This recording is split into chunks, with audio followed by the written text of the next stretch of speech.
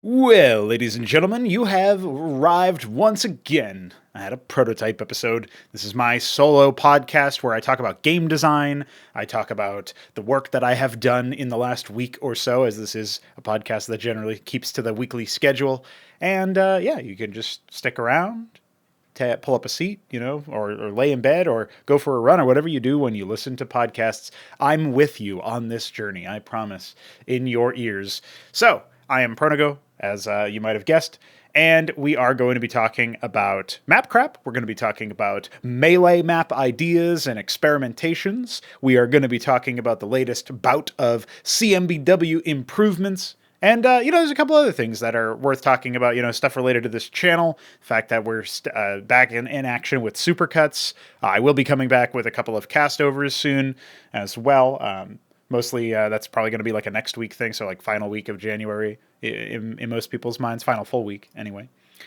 So yeah, that's pretty much it. And this is actually going to be dropping on the Sunday, the 21st. We are, of course, recording it a day earlier so that we can get it out there for our donators, our financial supporters. We do appreciate all support, but if it's financial, then it also additionally helps pay some bills and maybe buy some snacks or whatever. You never know what you might end up using it for. Obviously, the website is coffee. That's ko-fi.com/Pronego and Week7. Link in the description. So let's talk about Mapcrap. Let's talk about my Mapcrap submission. You're actually seeing a screenshot of the player's base in that area. Obviously, it's very early days. I have explicitly separated out my planning for this map, which is going to be called Anad's Greatsword. And this map is essentially... it's meant to be a single-player scenario. You do have allies, but they arrive later in the game, so that's why I wasn't thinking it'll be co-optional, since I don't know that many people who would be down to co-op with you, but like their base doesn't arrive until like 8 minutes in, and so they're just not playing the game.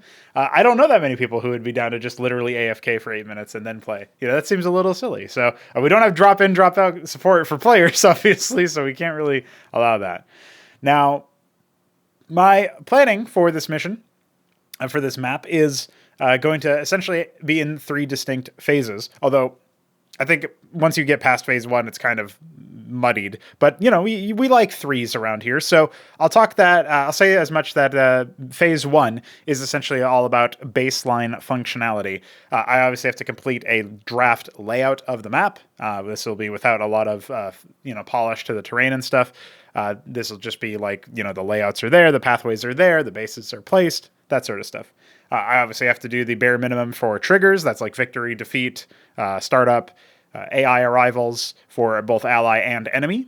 And I also have to complete an initial draft of a bunch of other details like the AI layouts and openers. So that would be like their preferences and build orders and stuff.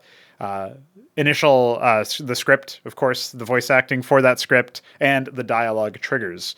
So a lot of the stuff might end up changing after the fact, like maybe the script itself changes, which of course necessitates voice acting to be redone. Maybe the voice acting itself just gets retaken later on, like maybe I'm not happy with like the trial run stuff that I did, like the first attempt or whatever.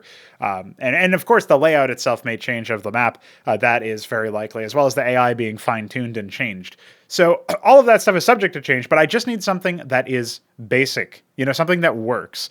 This is where we come back to the idea of a minimum viable product. It is something that I have personally been very enamored with lately. And it's kind of funny because my minimum viable product stuff for just sort of floundering around and making something that works, that is kind of interesting because it essentially has encouraged other people like Veek, for example, to come in and do much more than what I was doing, just because I got the ball rolling and achieved something that initially works. And so that's pretty cool. That is, of course, a sort of allusion to something that you'll see in, I guess, like later on in this episode, we'll talk about the discussion of something that Veek was able to achieve, which is pretty exciting, but we'll hold that off for after the Mapcrap discussion. So yeah, for Anad's Greatsword, we are thinking about essentially building out this very complex mission.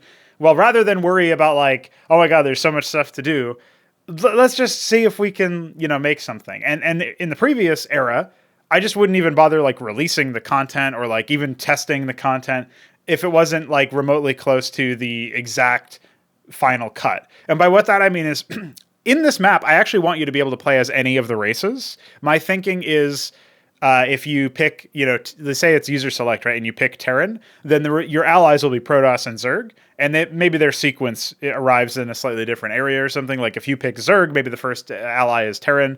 If you pick Protoss, maybe the first ally is Zerg. Who knows? Like maybe that changes, or maybe that's randomized or something. Or maybe it is just always a set order, and it's always like whatever you pick, it's Zerg is always last or something like that. Unless you pick Zerg, in which case Protoss is last. Something like that, right? So either way, though, like that was one of the ideas that I had, and so obviously that means that I have to support, user select in that sense. Well, I'm going to start off just supporting Terran, and if we have time in the development of this project, then we can start to think about like, okay, let's plug in the user select stuff. Because I would like it to be replayable for sure. I would like you to be able to pick whatever race you want, and I also would like you to be able to play random, and just randomly roll whatever, hopefully you get something that you like. And the fact that would also influence the other allies and maybe their order of arrival and stuff is pretty neat to me. I think that's good. Another thought that I had was that maybe each race would actually have like an array of different characters, and depending on the character that was rolled to support you, that would actually dictate their faction. So, for example, you might imagine that, like, okay, in this case, you're the Hekatons. That's why you have the factional Maverick replacement, the Hotshot, which is sort of like a close quarters combat unit. Fires a shotgun blast and stuff. One of the things that you might get looking at that unit is you might think, you might look at that and think, okay, like I'm Hekaton. Well, what if I like play as Protoss and my Terran ally rolls like a character who is Orion Imperium, which is like the melee tech tree, or one of the other factions, right? And so like they have different tech tree availability, right? Like maybe you end up getting an apostle of the Nidus Trinity, and it's like, oh, well, suddenly we've got like cohorts taking to the center stage and stuff.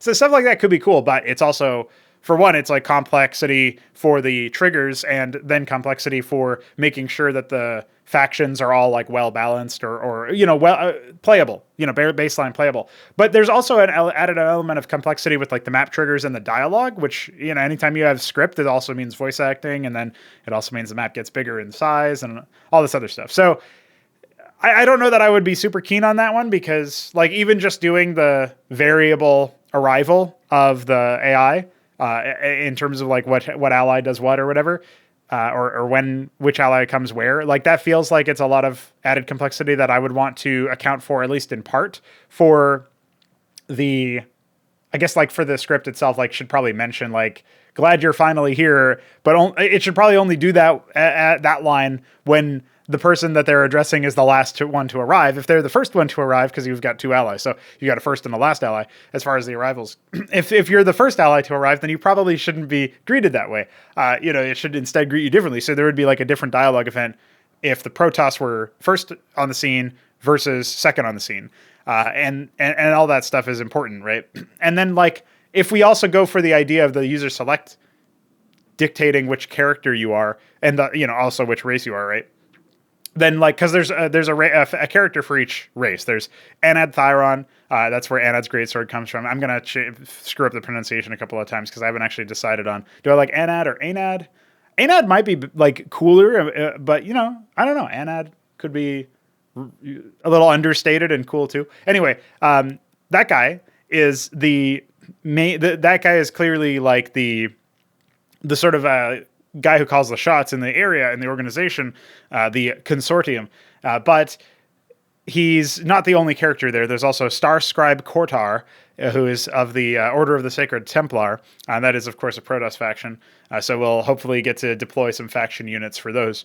And then there's also the Tagant organ. The Tagant organ is of the Zorthos tendril, which is another faction that doesn't have any units yet. So hopefully we can, pump up these faction units. For sure, like, one of the biggest things for me is to make sure that we at least have more Hekaton units. Because, again, going back to minimum viable product, bare minimum, you'll play as Terran in this mission, and you'll be playing using the character of Anad Thyron. So if that's the case, I feel like looking at that, you would want to make sure that there's like more than just the Maverick replacement, right? So anyway, we'll see how that one goes. I guess the one thing that I can say is that this mission will end up aging well, because presumably, like presuming it doesn't just snap in half, one of the things that you might end up seeing out of this map is as more faction units get added later on in the project's lifespan, you'll end up seeing more in the way of like, okay, now this map becomes like more interesting because of that, right? So, there's like at least the silver lining of I'm not going to complete all of the factions by the time we get to the middle of February, which is when the due date is for this submission. Despite that, like, okay, there's something cool about knowing that the content will age well.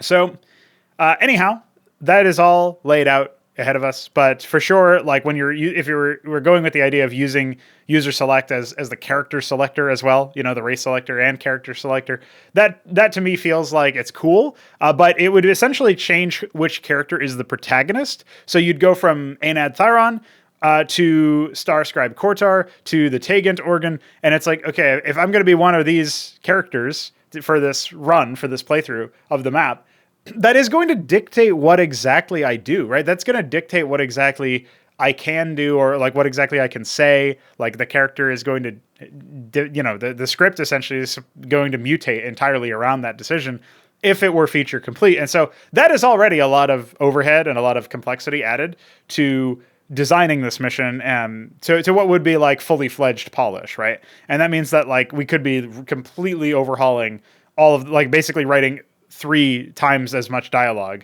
to account for the fact that there's 3 different changes, like permutations or whatever. So I don't think that I'll get through all of that by the time Mapcrap rolls around, but I would like to at least have, the Thyron focused, what do you call it? Like if I can at least do that, then I feel like if the script can be that way, then that would be, a step in the right direction. Then at the very least we can have like all of those runs and not worry about it too much. But, the other thing that I'm really excited about is using this map as a vehicle, as an excuse to push up the faction rosters. And maybe even just like outright add some of the missing Zerg units, for example, that are even of the Atal'Drith tendril, right? Like the melee tech tree. But like getting to the point where we have this as a vehicle for exploring the factional units for the other races. I did mention that as your Protoss ally is supposed to be Order of the Sacred Templar. This Protoss faction is essentially meant to be like, they're a bit more about conserving the lives of individual Protoss, which means that they're probably more robotics focused. So a lot of their, like, you might pick like units that you end up spamming a lot. You could imagine Auroras, you could imagine Legionnaires, like a couple of these units that you spam a lot of or you train a lot of, they might end up being robotic under the Order of the Sacred Templar control, right? So that could absolutely end up being an interesting permutation, even if like the graphics are all going to be probably very early days, similar to the Hotshot. The Hotshot is very clearly based on the Madcap, but it's like heavily changed or whatever in terms of the silhouette, and so like it probably needs even more work in that respect. But that's okay. That's a thing, right? That makes sense. The thing that I would say to me that always like stands out when it comes to these sorts of things is, what can we do to make it so that at the very least, when you look at it, that it's not the base unit or the original unit? And so in that sense, like, maybe if we had, if we took like the Legionnaire graphic and we really heavily tinkered with the silhouette, we might end up replacing the Legionnaire with, you could almost imagine it would be like, from a role standpoint, like what does the Legionnaire provide you with? Well, it's like the swarming opponent that like leaps onto the enemy unit and kind of surrounds it. Well, maybe this could be like a combat disruptor unit in a different way. I mean, the Hierophant already slows enemies, but maybe this could be a unit that like outright roots them, or which would deny their movement, but they could still use their weaponry or whatever. Stuff like that could be interesting to explore as like this is a combat disruptor, and maybe it's like more durable than the Legionnaire, more durable perhaps than the Zealot, but then there's some overlap potentially with the Golem, so you got to keep that in mind, right? And so I'm thinking about all these interesting ideas. Like I have based on the sort of raison d'etre of you would say the reason for them to exist in the universe, like the diegetic reason of the faction. I have all of these ideas for pushing for specific units to be replaced. Okay, but it's sort of like the idea behind the Hekaton Coalition is that they went through, decades of war with Zerg, so they've, tooled their equipment and their retinue of units specifically to try to fight with crowd control. And so maybe they have like souped up fire, like with the polyoid adhesive, or maybe they just have more units that have a polyoid adhesive. They definitely have like more crowd control. That's where like the shotgun blast comes from, where their basic infantry unit shoots with some element of crowd control. Like that's clearly meant to be like, okay, this is what they're all about. And so when you factor all of this stuff in, I think it's cool to imagine what the Protoss and Zerg might also look like, given that they are in a position where they're not at all explored yet. And so I think that this will be a nice excuse for that, is like deliberately jumping into a map crap where, yes, the end vision is super complex, it's super interesting, but because it's a contest map, it's going to be one of those maps where you don't have all day to finish it. You don't have like all year to finish it. So yeah, I think it'll be the short answer to this, or the short sort of discussion point for this. I'm really excited to see where this all goes and what all changes as a result of what we see here. I'm very much looking forward to bringing the factions more online, adding more Hekaton units as a bare minimum, but also in theory, adding Sacred Templar and Zorthos Tendril units so that the allied factions have some things. The enemies are all Zerg, and they're all supposed to be of different tendrils, something called an interweave, which is not normally something you'll ever see. So the interweave is sort of like, instead of having a single tendril, you have like organs of many tendrils interweaving, right? So that's why it's called that. So it's supposed to be like a very rare event. There's a factor where the protagonist of this mission has been seeking a novel fight, something like a new challenge or whatever, for a very long time. And so this is essentially that for him. So there's that is like the premise of the mission in some ways. Now, the different organs were supposed to be representing the Gezirith tendril, which is all about like massive scale, like ridiculous numbers of units. So, they might have like a replacement Hydralisk that, you get 2 per egg and stuff like that, right? If we could imagine, things like this. They're more about numbers than they are about anything else. Then they might have you have the Imicrenia tendril. That's the one that was locked in that battle against Hekaton for so long. They're a lot about infestation and stuff. So that would have to be a factor. The Orkoti tendril, they are all about like, siege weaponry and stuff. And so they're looking for the ability to attack from afar. And so, yeah, anyway, we're thinking about that. We're thinking about, Zorthos, by the way, they are obviously the allied faction, but they are meant to be, more about the expansionist idea. And so when you see them, they have a preference for area denial. They have a preference for building up a lot of outposts and stuff in general. And so you might see some factional units that allow for that a little bit more freely. So, that could be as simple as like a unit that roots to spread Kagra, which is a concept that some people have been talking about anyway, but like, maybe that ends up being a tier 2 unit for the other factions or for like the base tech tree. But the Zorthos have that at tier 1. That could be a really interesting sort of permutation there. So anyway, hopefully that has explained the premise of Anad's Greatsword. I'm very much looking forward to how it's going to shape up. I think it'll be really epic. It's definitely trying to be, it's not trying to be super grimdark serious, but it's serious enough in that, like, even though this doesn't pose life-ending consequences for the characters, which is going to free them up to allow them to be a little bit more, perhaps, banterful or whatever, it's still not comedy. It's not like a farce, it's not making everything a lark. So I think it'll be different than many map craps that have certainly done in the past and that I've seen. And the fact that it's also being like, from a technical standpoint, it's like acting as a vehicle for me to just stuff in more units and faction stuff and whatever. I think that's really cool because it's just an underdeveloped system, I think it's fair to say. So as a result of this map crap, I will also be improving things like faction wars, which I'm sure some people in the community will be very pleased with. And yeah, I guess that's pretty much all I have to say right now, but stay tuned to the dev streams. I'll be doing one later today, the day of recording, which beyond that is just like it's becoming a bit more consistent now. We're through the holiday funk. We're back on track as far as being able to be pretty consistent with our work. And so this is no different as a result. Expect more. Up next, we'll quickly discuss Supercuts and the fact that they are back. They are in full force.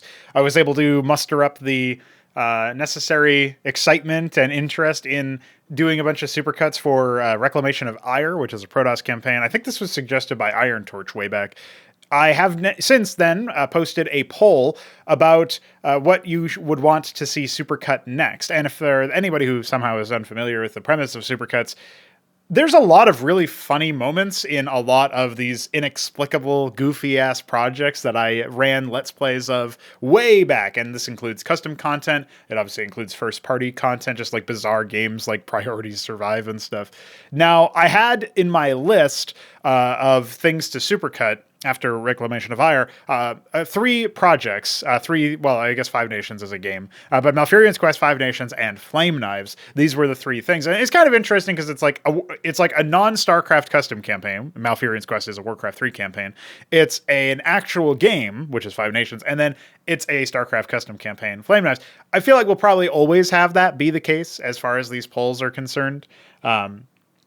I'm not sure if this will be my ranking so that like I do the first and then the second and then the third and then we make a new list, or if after Malfurion's Quest is done, I will do, I mean, I say Malfurion's Quest because it's like, it's tied, but it has been leading the poll, so I assume it's probably going to end up winning, or it'll be close enough that I just decide, fuck it, I'll do Malfurion's Quest next. But we'll see. We'll see how the polls settle. Obviously, I imagine a lot of people will be interested in the Flame Knives one.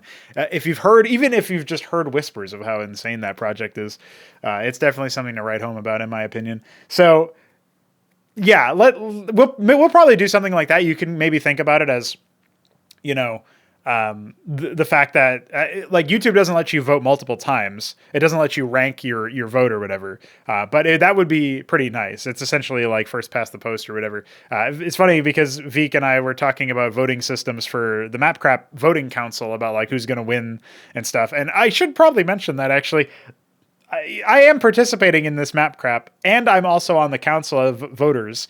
So I'm obviously not going to cast a vote for my own map. I'm prohibited from doing that. And I think anybody who, say like Shambler or BiddyB or whoever, 3Crow is another one that would obviously get a vote. If he submits, which I think he says he's going to, then he also would not be the one to vote for himself. Like you have to vote for somebody who is not you. And we're all like, because it's like a council of people, we are all going to know who voted for who, right? And so it's not going to be like an anonymous thing, which is what it was before. That's all because it has prize money now, by the way. So there are actual stakes in terms of like, before it was just like bragging rights. Like if DF made a funny briefing, but his map was crap, then he would still win often. And he has comments like, I can't believe I won without putting in any effort. But that was before we had prize money. That was before we had anything other than just like, there were no goodies to be had really. So it's a bit different this time around. But yeah, for sure. I'm aware that could be seen as conflict of interest. I am a little concerned that, people might think of it as like, oh, I better vote for Protogo's submission because, he's the boss around here. Hopefully people just vote what they actually think is best. But at the same time, that's kind of awkward, right? Because it's like, if I was a bad mapper, if I made bad stuff that just didn't work, then it would be a little bit easier because then it's like, oh yeah, it's all right. Even though I'm the author of the project, like I'm not going to get any votes because my stuff isn't that good. But I actually think that this map will be really cool. The one I was just telling you guys all about, Anod's Greatsword. I think it's going to be really awesome. So there's a chance I could end up entering, in the top echelon of whoever ends up, placing there. And so it might look bad if like the project author wins, prize money from his own contest. It's like, what are you doing there? So anyway, I am aware of that being a little silly, but hopefully that just people can trust the fact that I'm not sitting here embezzling community funds. Anyway, the Supercuts are back indeed.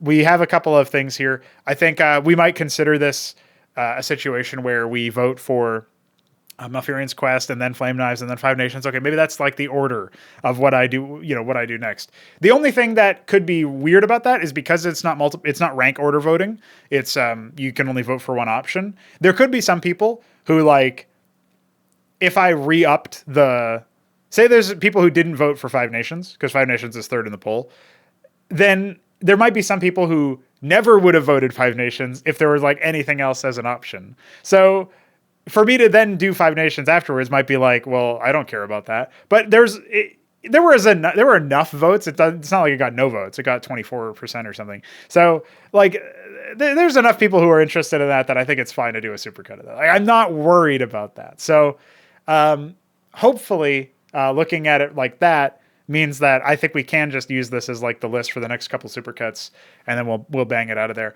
I'm interested in any feedback people have for the supercuts. When I first started doing them, they were a little bit longer. They were a little bit on the longer side. And then during Reclamation of Ire, I really cut down on a lot of stuff and made it just like, it was basically like just the silly stuff. I did try to occasionally give some context to, for like the plot of the story that was going on or whatever. But, for one, it's not really a good vehicle to actually learn about the project's plot or story. Like you're very much doing this super truncated thing. For another, even if you like, even if there was some point where I gave a decent amount of time for the story to be, displayed via the dialogue or whatever, I still think that looking at it from that perspective, it's not really the right way to think about it, because the way that I would think about it is more like this. Like, if there's some dialogue that then I comment on, that dialogue should probably show up. And that's basically the rule that I started to adopt in Reclamation of Ire. So I'm not sure how people feel about that. Like, am I cutting away too much? Is it too awkward or confusing to the average person to watch those and then see, I guess he's commenting on something being stupid, but like, I don't know what that something was, or I didn't get enough time to figure it out, or whatever. That might be something where it's a little bit confusing to people. But at the same time, I feel like it's probably better for pacing. And, it's not really that different for the actual video editing process. So it doesn't really change anything about how difficult it is for me to make the video edits. But at the very least, there's some stuff that should probably be pointed out that when you think about it like this, it makes sense. Is like, if I'm going to comment on something as far as any sort of context necessary, you should probably shade that context in, if possible. Can we put the line there? Have them speak. When it comes to a lot of these campaigns, it's going to be me reading the dialogue. So that makes it more awkward because it's more annoying than if there's actual voice acting. But whatever. That's the project's fault, not mine. So yeah, supercuts are pretty cool. I'm happy to get a sort of list, get a beat on where everybody is at as far as like what they want next. Maybe there would have been other options that were not on this list that people should, comment on in the poll, or, just post about in the server or whatever. I know that Luciferius, for example, was asking for a Dogvinity supercut. That's going to take a while if I ever do that. That was absurd. But yeah, for sure, there are a lot of things that you can point to and say, oh yeah, that's really cool. That was a funny playthrough, and I want a supercut of it. And in totally unrelated news, Luciferius has requested that I and bountied a clown stream where I dress up as a clown and stream. I don't think I own anything that's related to clowns. I don't own any clown paraphernalia. That is something that I should definitely resolve.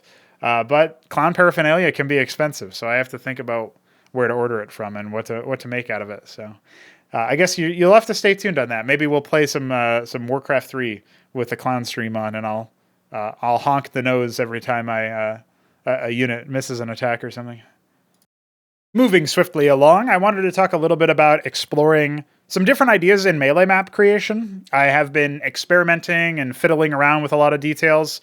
I've been working on a map called Omnivore. This is part of my service to Mystery Meat, who bountied a map with minerals that you could harvest to open up new pathways.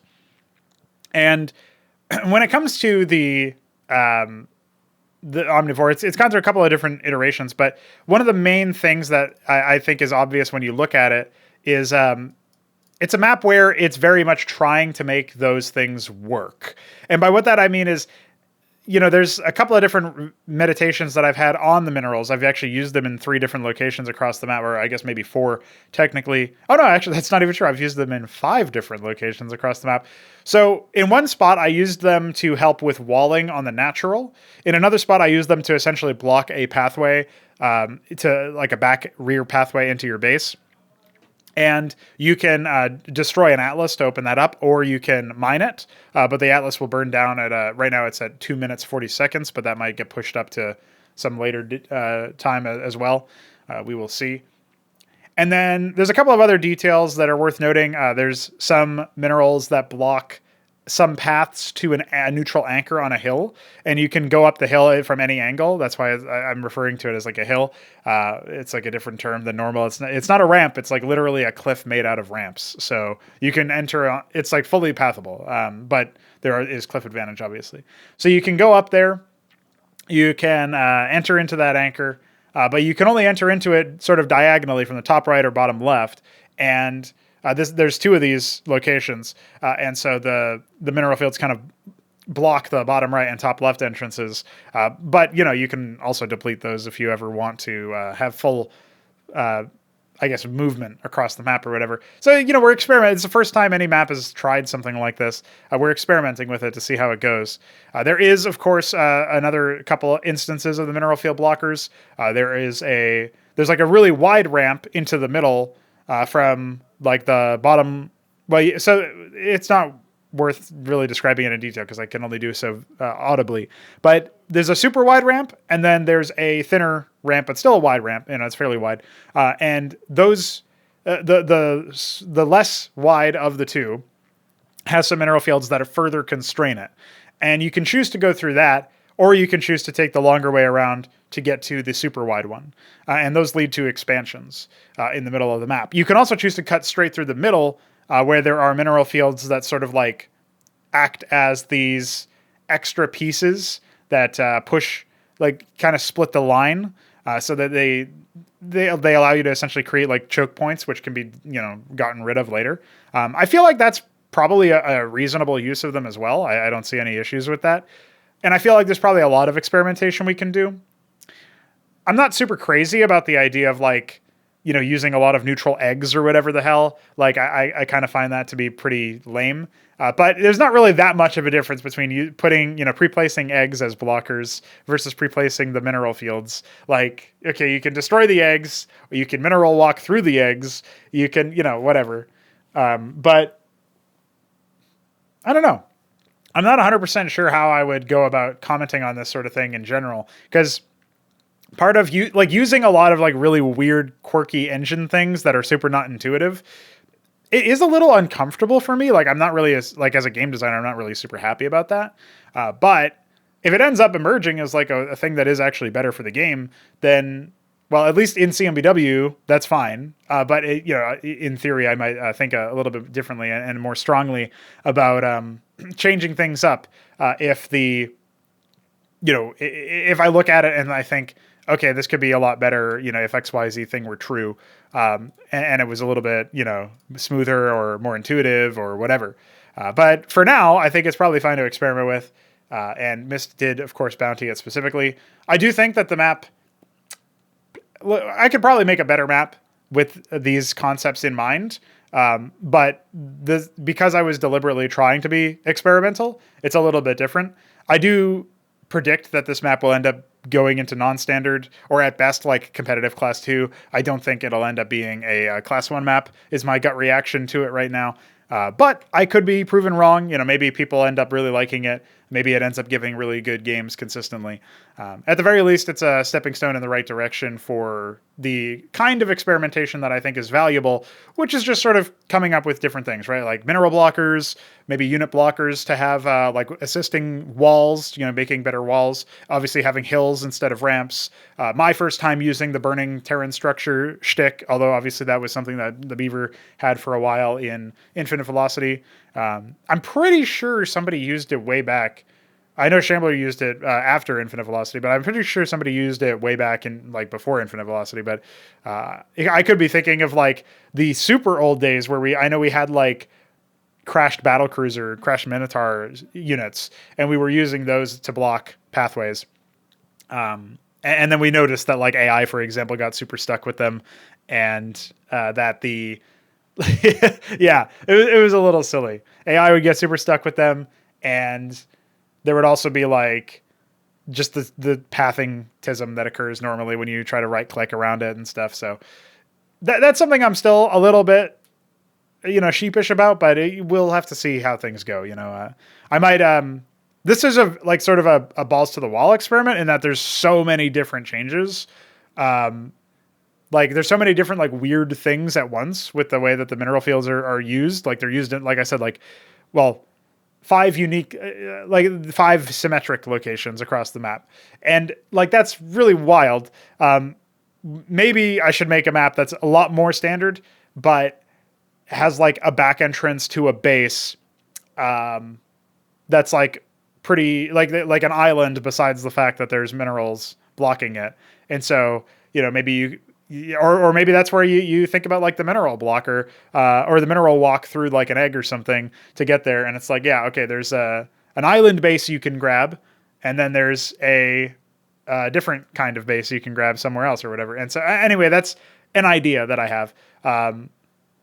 Where maybe we start to think about 1 or 2 locations that obviously would be symmetric across the map that have and make use of the technology, this weird tech that only works there because of a goofy engine issue,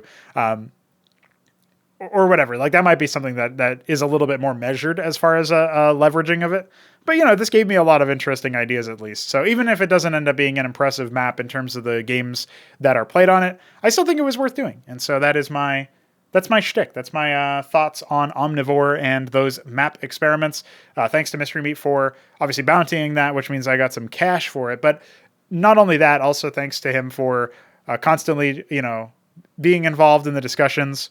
The other thing, hold that thought, because we got to go into the next section to discuss the other part of his bounty. But yeah, shout out to him for being a homie. So in this section, we're going to be talking about improvements to CMBW's melee AI, just general AI, but also improvements to the core fundamentals of how the game is played. Because Mystery Meat, as part of his bounty for the map, the other half of his bounty was further further hotkey adjustments. So he wanted to basically be able to remap the control groups 890 to RFV. And I did a very bare bones minimum viable product version of that, as I talked about in the show intro. But I also worked on, disseminating the thoughts about that, and talked about how, it would be really nice if we had this. So I've done the first part of it. Veek then came in and did essentially some hotkey processing where, a keyboard event handler, essentially. And that's really important for a number of reasons. It's going to unlock a couple of different things in general. It probably will unlock spacebar to scroll, for example, now that I think about it. So we can finally add that feature to the list of features that Hepsea has asked for and that we've achieved. But instead of remapping 8, 9, and 0, Veek just extended the number of control groups. So you have RFV, TGB. Essentially we have 6 extra control groups to use now. And this is a grid exclusive feature. As a result, we will be making grid the default finally going forward.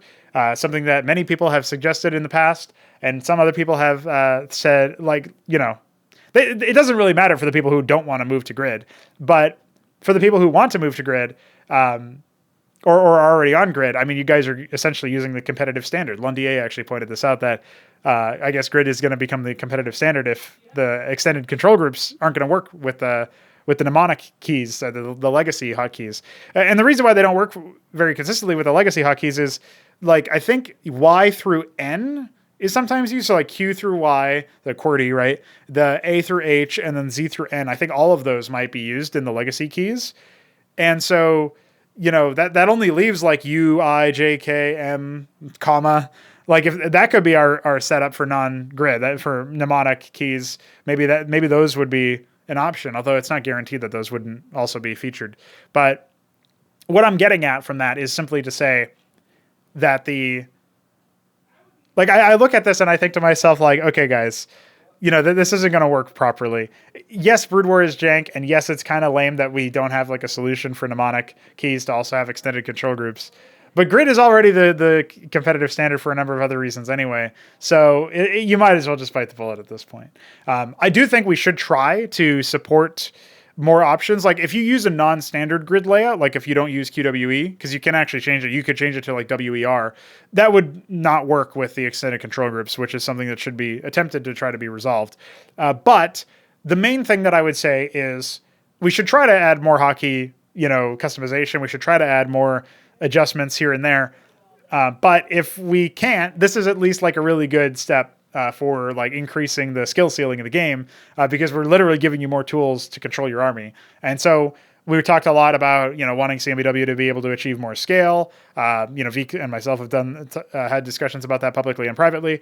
And so like, this is actually going to facilitate that in the future when we get to the point where you have so many different units. Like if you actually need to use like control group 7 through 0 or 8 through 0 or whatever, well, now you can use RFV. Once you get that into your brain as far as a muscle memory thing, I think it'll actually work out pretty well. And you can even use it for chunking out a little bit. Like maybe you have like this one unit or one structure or whatever that you want to hotkey, but you want it to be like sort of like how comsats were on 0 and 9 and stuff in the past or whatever for Terran players. Maybe there's like a reason you want it specifically on one location. Well, you can do that. Maybe your first town center goes on a control R. So you do RQ for Mason or something. And then, maybe your expansion one will go on F. Who knows? Like there's things that you can do now that you previously would be a little bit untenable to do. And I think that's pretty cool. So just adding more and more ways for the players to be able to be better. And that means the game can also be better. And I'm looking forward to knowing that people use that. Maybe we can find some way to indicate the control group that the control groups that are in use when you like spectate a player. That would be pretty cool. But I know like obviously StarCraft 2 has that as a feature. It would probably be nice to be able to do that, but we'll have to see. We'll have to see about that.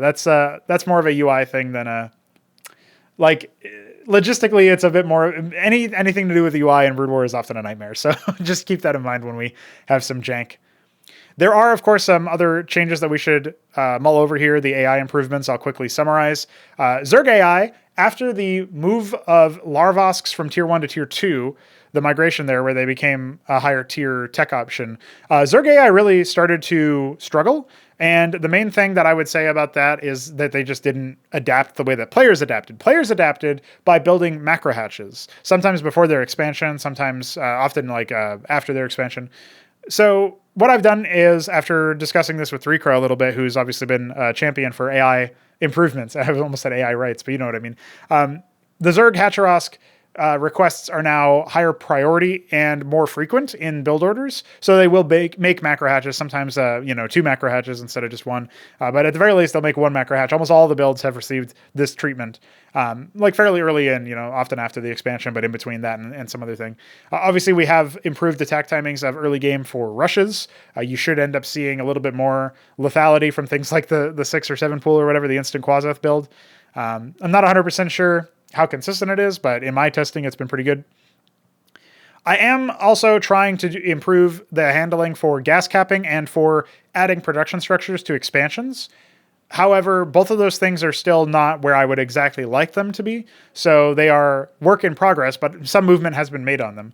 So that has been some AI tweaks and improvements. This is not just for campaign content or scenario content, but also to improve them as practice partners in melee environments. And obviously, we need to make them pretty performant when it comes to these tutorials that we're working on so that we can consistently teach people how to lose.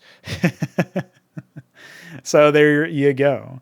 And that's pretty much it. Yeah, I wanted to just cover up the, comment on the latest changes that had been made to CMBW, the improvements to AI, the improvements to the user interface, or the control scheme, I guess.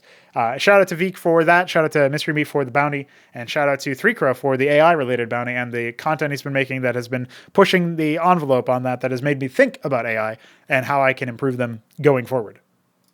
And that brings us straight over to coffee questions. Again, if you want to support myself and Vic7, you can donate to us. You can request certain tasks. That's what bounties are all about. You can simply just hand us money in exchange for the entertainment we've brought you. You can, if you do any of those things, you can obviously also ask us questions. Well, I guess the bounties are separate. If you donate to us regularly, one of the perks you get is asking questions. Eventually, you'll be able to also essentially pick from a list of video content and influence, what comes first, essentially. I'm going to be moving that away from the polls and more in-house. Supercuts might still be public polls, I think, depending on what happens. Maybe the coffee guys will also get that. But I was thinking that, for example, CMBW themed educational videos, stuff like that might end up becoming I compile a list of videos I want to make, and the coffee guys arrange them according to their ranked voting. So that would be something to think about for sure. But eventually, we will be able to do that. We can't do that just yet, but that will be something we can do eventually. So there you go. Shout outs to all the homies who have financially supported us. We do appreciate it. Up first is Myrian. He asks, what is your opinion of Europe and its various peoples? Man, I don't know what it is. Sometimes Myrian, but mostly Shambler, will ask me questions that I don't think it's often intentional for me to eventually get into hot water, but it's really easy to get to the point where you just explode because you said something that people don't agree with or find testy. I don't think that's what Myrian's trying here, but it is funny to me that this happens all the time. Okay, what do I think of Europe and its various peoples? Shambler also commented that he thinks that this should be a tier list question. I don't think there is a tier list for European peoples, but if somebody can find one or make one, I will do it. Why not? So, what is my opinion of Europe? It seems like it was a cool place.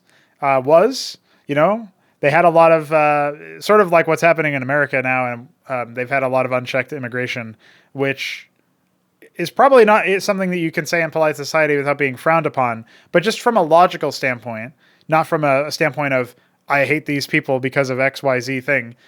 It's more like, if they don't share the opinion, or the I guess the core values of whatever society they're migrating to, then odds are there's going to be some kind of clash, some kind of conflict between them and the people who have already been there. And to me, that feels like an inevitability where you kind of need to make sure that they assimilate, right? That's the term. They need to be able to assimilate. They need to accept the sort of basic ideas of what the society they're moving to is all about. Otherwise, why are they fleeing the society that they're fleeing, right? It just doesn't really pass like a common sense test. So that seems to have been the sort of downfall, or put a lot of Europe on the path to a downfall. And there's a lot of people who would take umbrage with commenting on this at all. But that to me is like the first thing that stands out when it comes to Europe. There's obviously beautiful architecture there. There's obviously a lot of beautiful natural landscapes there. I would say I still definitely want to visit Ireland and stuff. I am part Irish, but it's not just because of my personal lineage. It's also because I think it's like notorious for being very pretty. It's kind of noteworthy for that one purpose. But I think as far as like the people are concerned, unfortunately, they've just allowed a significant degradation of their societies. And part of that is going to come from the West themselves as opposed to any migrants. But I think a significant portion of that is due to the migrants. And maybe it's not even the migrants' fault. You can be empathetic about it to all parties. But like there's going to be a number of nations that essentially winked and nodded and waved them in and said, yeah, you can come in here and we'll give you whatever.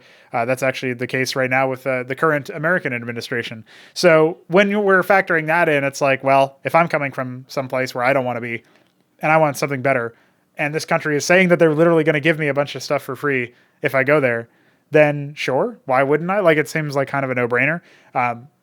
You don't really have the luxury of pausing to consider, am I contributing to the, collapse of civilization by doing this? Do I agree with the sentiments around this country, this nation, the civilization, or is this going to end up being a conflict with me in the future? Some people don't have that luxury, but there's also a lot of people who migrate without really needing to migrate, if you know what I mean. It's not like they're politically persecuted group. It's not necessarily that they're fleeing destitute conditions. It could simply be that they want to. And that's not really, that doesn't pass muster if you're doing so illegally, which feels more like a comment on America than it does on Europe. I actually don't know what the legal status is of a lot of the migrants in Europe. I don't know that they have the same thing. I think they just generally have had more open borders than America has. So that's definitely hit them hard, I would say. That's my opinion of Europe. The peoples are fine. I've talked with a lot of Europeans. Obviously, I work with a Polish guy named Vik. I have worked with a Polish guy named Necron in the past. Obviously, worked with a Russian guy named UED Commander in the past, and still work with him to translate for Hamster, classic guy. I am very cosmopolitan when it comes to talking with a lot of people from different backgrounds and different origin points. I don't really shy away from speaking with anybody from any country, so long as they're respectful and so long as we have something to talk about in the first place. So I have no real qualms about that. Obviously, there's a number of people who are Swedish in here in the community. Milestone stands out. My name is Lil stands out, but there's a couple other people here. There's some. I think Napi is a Finn, if I'm not mistaken, or is that might have been Krafen? I can't remember. There's some people who mostly lurk around the dad-oriented design channel that are of different European areas. Obviously, some Ukrainians in here as well. Rip Iquare, he was one of them. And anyway, we've got loads of people. It's a region of the world that is very much different, the way, like, depending on where you go. And we'll have a little bit of a follow-up on this when we answer Shambler's question, which I think is up next. So shout out to Myrian. Appreciate you. Hopefully you got your money's worth. Watch that border, man. The Shambler asks, how would you go about creating a peaceful, multi-ethnic state in the Balkans? Good grief, dude. This, for anybody who doesn't know, this question is basically asking you to, like, solve world hunger without making any food. I did talk with a buddy of mine who is from that neck of the woods. He's a Serb named Sermon, and I know him from Counter-Strike. And I said, here's a funny question I got from a donator. And I read him out the question. And he responded with, ha, ha, ha, in all capital letters. And I said, surely you have some insider knowledge for me. And his response was, just solving the Kosovo problem, or Kosovo, I don't even know how to pronounce it. That's where Night of the Realm is from. Alone is beyond my wildest imagination. You basically need a new collectivist ideology and some kind of pan-Slavic ethno-pride kind of thing going on. It'd take one whole generation to instill. Well, that's what he thinks. So considering he is the homie from that area, I would tend to trust him more than my own instincts, since I don't know that much about it. So my instincts aren't really worth that much. I would probably initially be like Borat. I would walk up and I'd be like, you guys hate Hamas, but you both like hummus. If people don't know what the fuck that is a reference to, that is just confusing. But I promise it was kind of funny when I first heard it as like an 8-year-old. So I'd probably initially like try to get a bead on where the tensions were and what they were about. It strikes me as, funnily enough, not that different than the Israel-Palestine conflict, where I don't actually, or maybe even like India-Pakistan, I don't think that a lot of what is claimed, a lot of what is contributing to the tensions, I don't really think that there is a middle ground that you can compromise on. I don't really think that you can persuade either side for anything. It also reminds me a lot of like the Irish and how they had the obviously like all the Catholic versus Protestant stuff, and my goodness. So yeah, let's just say that there's a decent number of parallels here where there's going to be some people who think that this is their land or this is their turf, or there's been enough slights against them in history that they can no longer forgive the other side, even if it's like generations in the past. And I do think that Sermon is onto something when he says that there needs to be something that essentially unites the people despite the ethnic tensions or the communal tensions.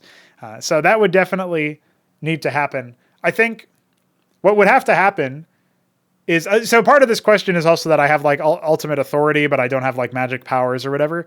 I don't know that this would be something that fits into the confines and the scope of Shambler's question. But honestly, I think I would need to be in power at the same time as a war was declared or some sort of invasion occurred in the Balkans, where the other side didn't give a shit about those tensions, about the disparities. They weren't even trying to turn them against each other. They didn't even bother with propaganda to destabilize the region even further. They literally just walked up and said, no, you guys are, we're going to kill everybody here and replace them with our people or something like that. Like, again, some like cartoonish level villain that just obviously didn't even care. Like they were fine wiping it out and like literally erasing it, but didn't want to use nuclear power to do it or whatever. That might be a thing that could unite them across it, because then it's like, whoa. You can't attack the Kosovo guys. You can't attack the Albanians. You can't attack only I can do that. Only we can do that. That's basically what it would have to be like. And then through fighting together, they would have to realize, oh shit, we're actually like a lot more similar than, these faceless conquerors from the other side or whatever. So that's like one of the things that occurs to me. Some sort of conflict that affects all of them, in which they are their own allies. Like each one of them is their own best allies to each other. Maybe it doesn't have to be war. Maybe it could be something else. But I do think that in order to get that piece, you would need to sort of psychedelically awaken them to the fact that actually they're a lot more similar than they maybe want to admit, a lot more similar than the other people in the galaxy, in the world. So something to think about, something to keep in mind. Unfortunately, I don't really have a solid answer, but that's something that comes to mind for me anyway. So there you go, Shambler. I hope your bait question was answered without me getting canceled. Ironically, I might have gotten more canceled answering Myrian's question than Shambler's, but I'll let the Albanians and the Kosovars and all those other people decide when they inevitably comment on this video. All right, we have one final question for you, and that is Three Crow's question. He asks, ideas about tiered town halls and workers, as well as thoughts I have on the current advanced workers. So actually, this can be opened up to a broader context or conversation. There's kind of one structure for each race that I find really in a rather poor spot. And that is I guess maybe the quarry is also like this, but I would say the treasury, the treasury/quarry perhaps. Lodestone is also underutilized, but I feel like it's probably fine. If we can fix the treasury part, we can probably make that invariably fix the lodestone and probably the quarry as well. So that's where I would say, yeah, it's the treasury for Terrans. It feels like it's not very useful.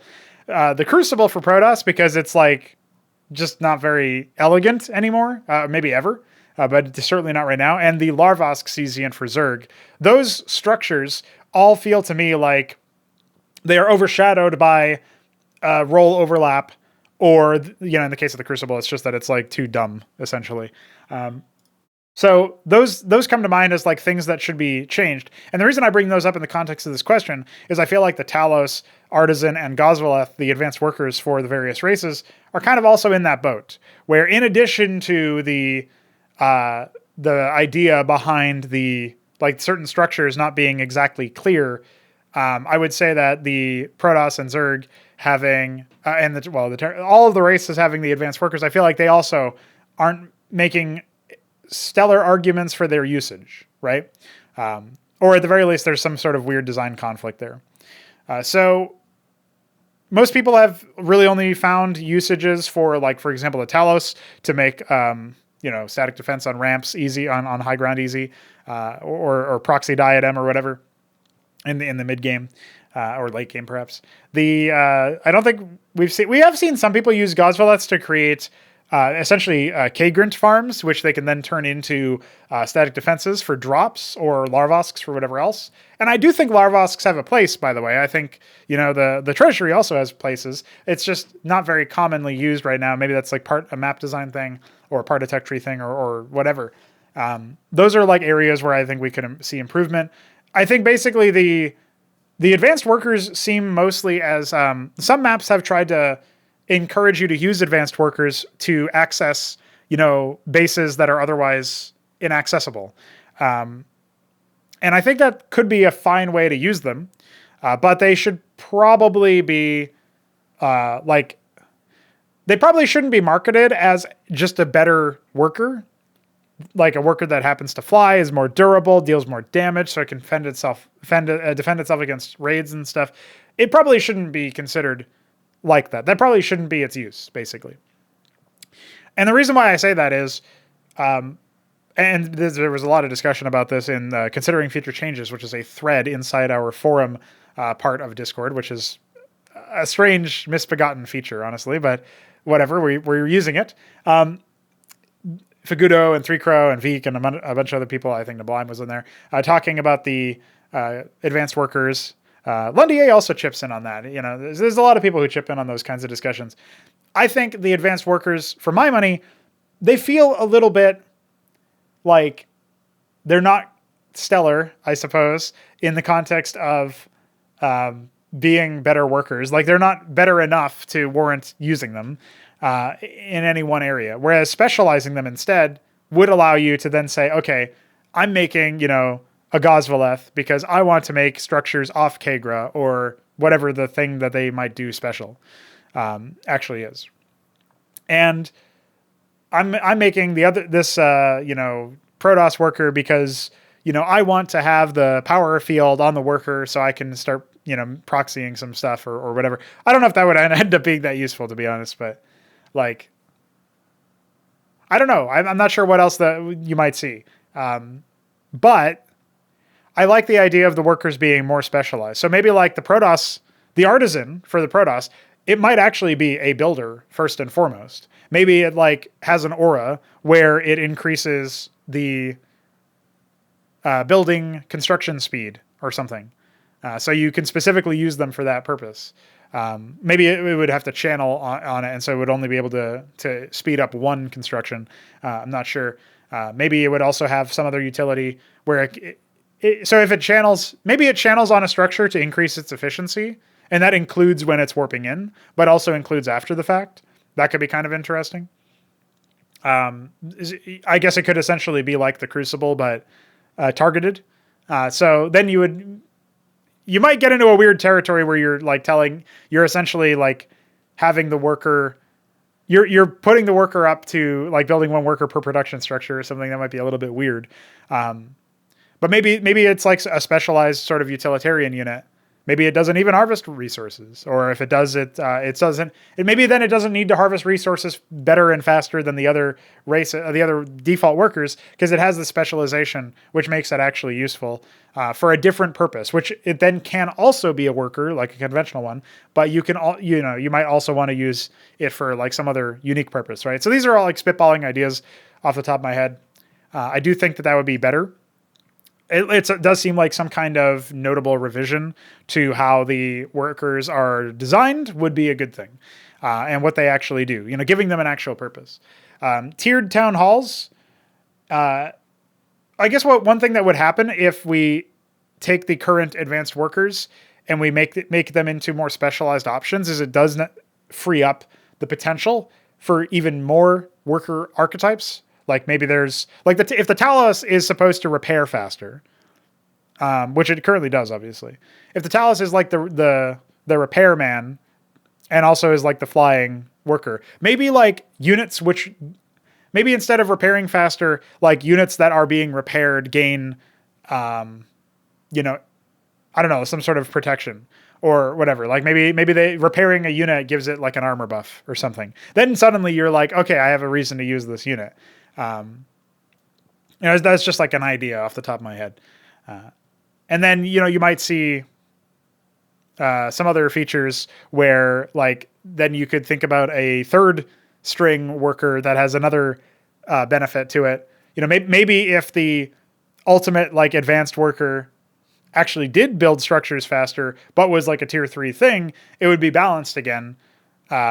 I wasn't super fond of the idea of like the tier, moving the workers down to tier 2, but keeping the building increase, because the structure increase, it was massive. So it didn't make sense to have that be a tier 2 thing. But like maybe if it's a tier 3 thing and it doesn't even, maybe it's like just a constructor and doesn't have any harvesting potential at all. Or maybe that only happens for one of the races, or I don't know, like we would have to think about it, but definitely something worth thinking about is making it so that they're more distinct. Now, I have to factor in that maybe Kairos will change this. Obviously, Vik has been working on the scripting language that he's designed for RTS scripting for missions as well as for AI, computer opponents. Maybe the fact that we'll have like more freedom with the AI will allow us to make better tactical AI as well. But I am a little bit concerned with the idea that if I end up having these more high concept things, the AI might not be able to use them at all, which would kind of bring us back to a world where, like, by default, AI didn't use Niduses, right, in StarCraft 1. And we've made it so that they do use Niduses. They use them actually a lot better than players do, funnily enough. And that feels better because, like, okay, there's an element of the game that the AI wasn't using that they are now. And that just seems like it's a good idea. That just seems like something that should always happen. But we might get to that territory sooner than we think if it's in the context of, like, let's add in these extra features that maybe are just a little bit more, avant-garde and experimental and specialized, and it requires like some element of discretion on behalf of the player with how to use them. So hopefully that makes sense as a breakdown for why I would be a little bit concerned about going super ham with this. But I do think that the advanced workers are not in a stellar spot right now for a number of reasons. Even if we did fix up some of the issues that stop them from being as efficient at harvesting as they could be, they're still not really stellar in a number of other areas. Like, do you really want to spend more money on like better workers?